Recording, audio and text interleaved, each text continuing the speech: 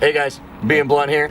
We're at Confidence Analytics in Redmond. Just checking it out. Going to take a tour with Pat, their laboratory director, and find out what actually goes into the numbers that are on the back of our cannabis packaging. They really are some of the top testers in the industry, really putting the bar at a higher level than a lot of other companies. We are so excited to get a peek inside.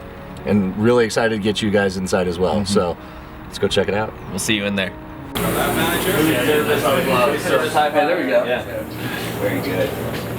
So this is the main prep lab. So when samples come back from the front, they will come in here. We put them in these bins. We do various things to them to make them easily self-sample. In here we've got like analytical balances so that we can accurately weigh the scales. We've got an oven, and we put everything in muffin cup trays. I don't want to go into too much detail here, but that's generally what's in here. A cool thing that we have just done is had these boxes developed. So these basically allow us to take photographs of the samples.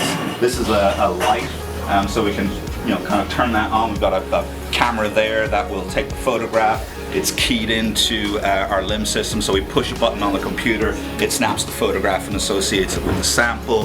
That's awesome. Yeah, those are, we literally had our guy Paul, who's a professional design engineer kind of thing, design and build these for us. The next thing that I have to do is find the cable that connects the scales to the computer, so that instead of typing in the number from the scales on the computer over here, they can just like push a button and have it record, and then I don't have a human in the mix kind of thing for fingering things and messing things up. That's the reality, yeah. So we used to, where are they? They're right here. We used to hand grind samples, so the traditional way that you would break up a cannabis flower, yeah? We had these like custom designed and shipped in from India. We used to do that, but then we started measuring the difference between analysts as they were scooping the flower. And what we realized was that there was sometimes over a 5% difference in the cannabinoid amounts that were reported between different analysts on the same sample. And what we realized is that everything was sifting. As we were hand grinding, all of the trichomes were sifting down to the bottom. So if you didn't do a particular kind of motion with your scoop to kind of re-homogenize the sample in the muffin cup, it was going to come out completely, or not completely different, but different enough to where it could impact the result. So what we decided to do was, if we want to come out here,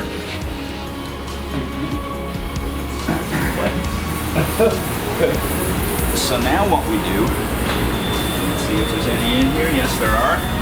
This is a blast freezer that chills down to -40, okay?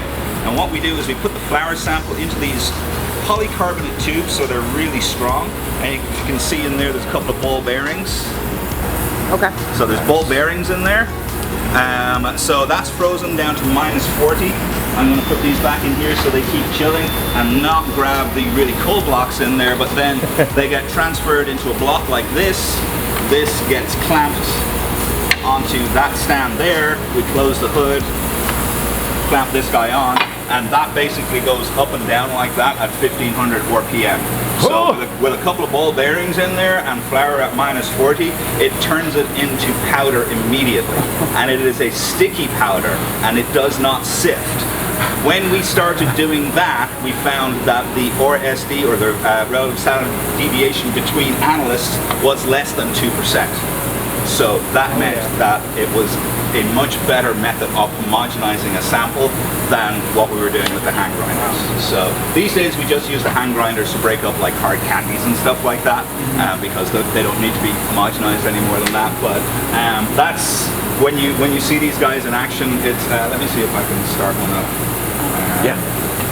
That level, at that level, they care about consistency of the product, of ensuring standardization from sample to sample, so you know that your numbers that you're getting are going to be legitimate, being honest, and it's done in a way so as to take out any sort of human bias or error. These guys are doing it right when it comes to testing. This is the next level in the evolution, if you will, when it comes to cannabis testing. Confidence Analytics.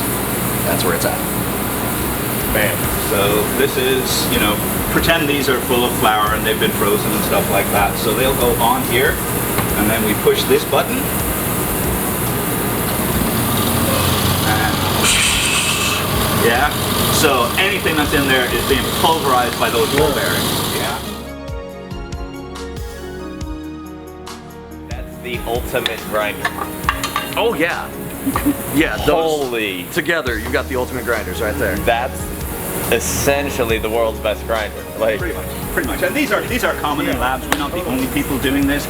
We may be the only people in Washington doing this, I'm not sure. But definitely I was talking to a lab in Canada who is Anandia. They're similar to us, they partner with Leafly to provide data for their strain recommendation engine. Right.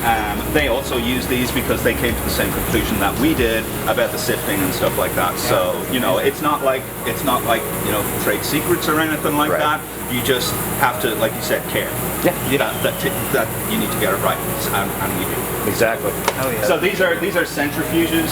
Okay. So basically, what happens is they spin around like that. Yeah. And everything gets pushed out. So the heavy stuff gets pushed to the bottom, and the lighter stuff stays at the top. And that basically helps us filter the solution so that we're not putting we're not getting particles into the capillaries of our machines and stuff like that. Yeah. We have various different ways of filtering. That's just one of them. Right. We've got our main prep hood over here. This is Just a bare bones grinder. yeah, right. Yeah, I'm kind of going into I a lot get of to spend detail. weeks here. Right. This is another way that we have of filtering. I don't. Let me put gloves on real quick. I don't want to be contaminating things. So what we do is we basically pipette out of the vials or that have methanol to separate the cannabinoids from the plant material. Okay. So we pipette those out, pipette them into this top plate. It's got filters on the bottom, so we put that on there and then run the pump. Yeah. So the pump will basically draw down into the bottom plate, and that has filtered out any particles through these filters down here. That allows us to then safely take the solution out of here, put it into an auto sampler vial, and then run it on the machine and not be worried about getting particles that are going to clog up the capillaries that these machines run on. So that's the main hood. That's where a lot of our potency analysis is done. Okay. These machines are HPLC machines. These are the ones that actually run the potency analysis. Let's start saying the cannabinoid analysis rather than the potency analysis, because everybody gets caught up on potency.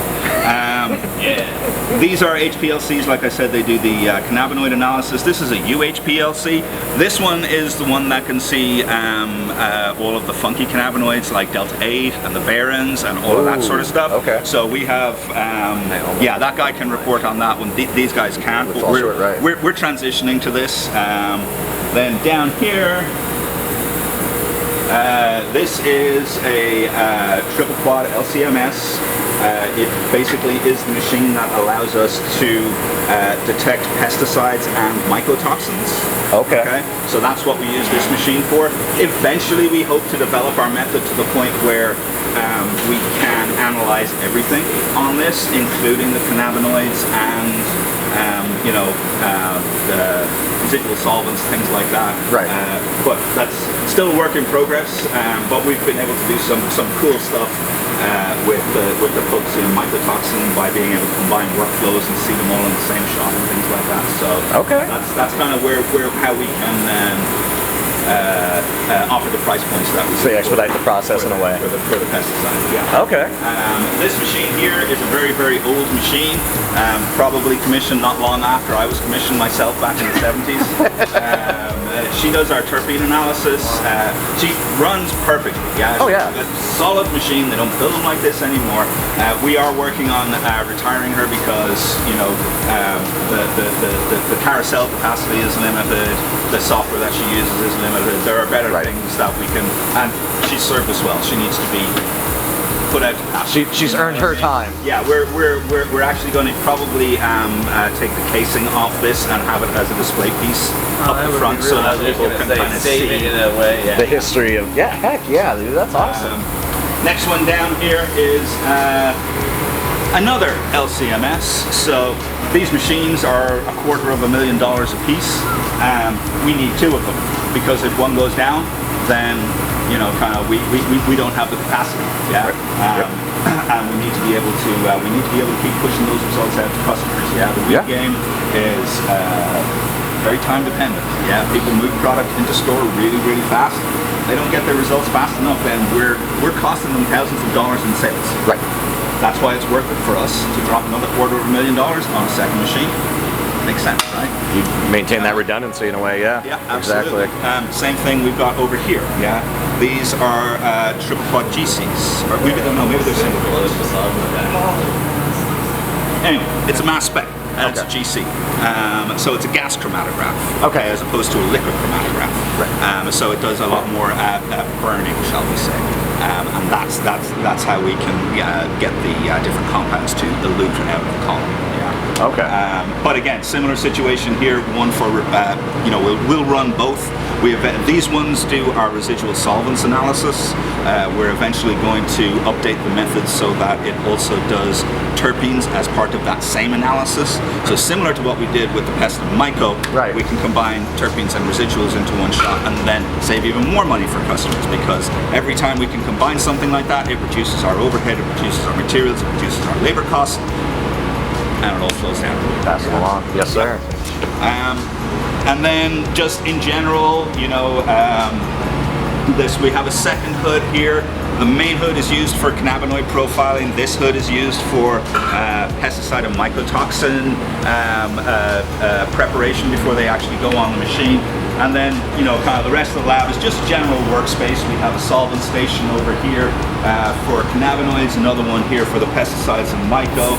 There's some prep going on the far side there. That noise that you're hearing right now is a sonicator. Okay. So when we need to, say, degas soda, get the bubbles out of it, because those bubbles take up space and they mess up the measurements. So we need to get all the bubbles out before we can do an accurate measurement on that, and a sonicator lets us do that. We just pour it into a glass, put it in there, sound waves just like hit at it, and then it just like it fizzes up, and then after about 2 minutes it's just like still. That's the word I'm looking for. It's still, as opposed to carbonate. Yeah. So awesome. lots of cool stuff going on in the lab. So there you go.